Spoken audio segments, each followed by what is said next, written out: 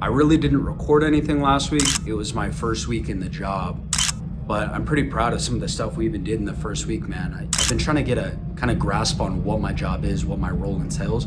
But last week we made an entire sponsorship program. We're looking for 3 sponsors, 3 riders we're gonna sponsor in this bike shop.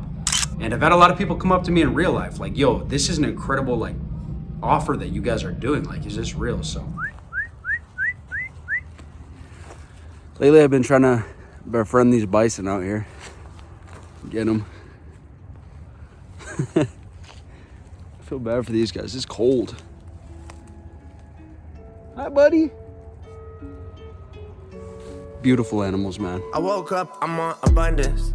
Hey, my hands too full to hold the grudges. Yeah, and all I'm trying to be is be in the moment. Hey, I got a shorty come see me tomorrow. Yeah.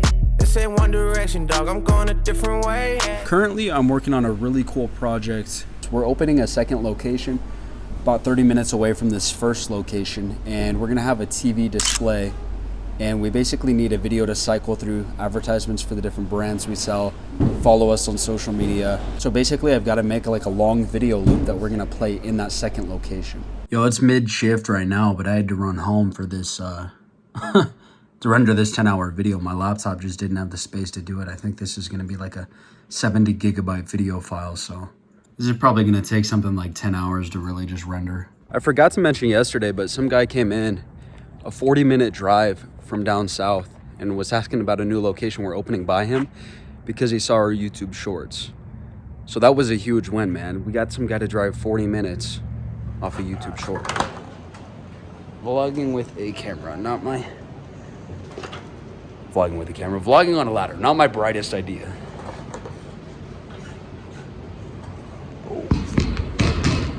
No, I just took tired of the head. All right, I'm doing inventory right now, and I couldn't read what size this was, so I have to climb up here, physically see what this bike, what size we're looking at. So look at the new shop. Here's a look at the custom TV programming that I did for the bike shop. It shows some of the different bikes that we sell with footage from our suppliers. It's got some different footage on here, basically telling people to follow us on social media, maybe leave a Google review, and that we have 1-year free service on all of our e-bikes. And I just want to say, rendering this video into a 10-hour loop took me about 14 hours. I'm gonna let y'all in on a little secret. If I'm being honest, I've been really scared to take a full-time job since I graduated college. And I get that sounds kind of crazy because a full-time job is something that everybody has to get at some point or another. But when I was a kid, I remember my dad predicting so many inventions and ideas before they ever came about. He was very much a futurist with, I would say, entrepreneurial tendencies.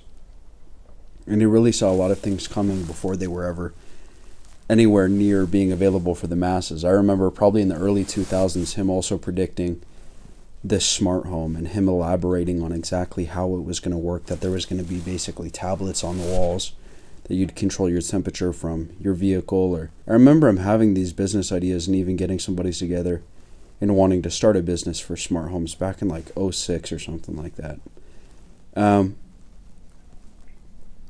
Really truly somebody with a great mind and a lot of skills and a work ethic to maybe even execute these ideas. But growing up, I always saw my dad, working to provide for our family. He was always kind of tethered to his job because that was the check that was going to feed his family, wife and kid.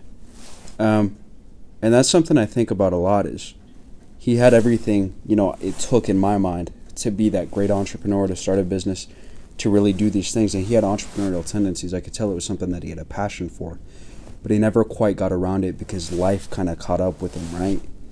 Before he knew it, he was in his 30s, right? He had a mortgage. He had all these bills that come with being an adult. And so getting a full-time job has always scared me because I've kind of looked at it like, I don't want to kind of get trapped like I saw happen with my dad. And he never would have said it like that, like he got trapped, but I could tell that was one of the battles he had in wanting to chase a business is how do you How do you take these big risks when you've got a kid you got to feed and a mortgage you've got to pay for? You know, it gets a lot harder when you have those dependents, right? So even though a full-time job is a way to, you know, live a comfortable life in America today, even though it's kind of the way to get by, I've always been very afraid of it, because it's like, I don't want to become accustomed to all of the comfort and luxuries that come with getting that kind of money, and then get tied into that kind of job by upping my lifestyle with my income, like I saw sort of happen with my dad, right? Before you know it, you've got a vehicle that costs a lot, you've got a mortgage, you've got all these little bills that pile up, and you can't quit your job. You can't go and chase something that you're more passionate about, because you started trading too much time for money, and you started trading that money for happiness, because the time you're spending to get the money is not making you happy. And that's kind of a downward spiral that I think a lot of people that have hearts for entrepreneurship and really have interests elsewhere, I think a lot of people get stuck in that kind of downward cycle, that downward spiral, and I'm fighting, man. I'm really fighting not to get stuck there.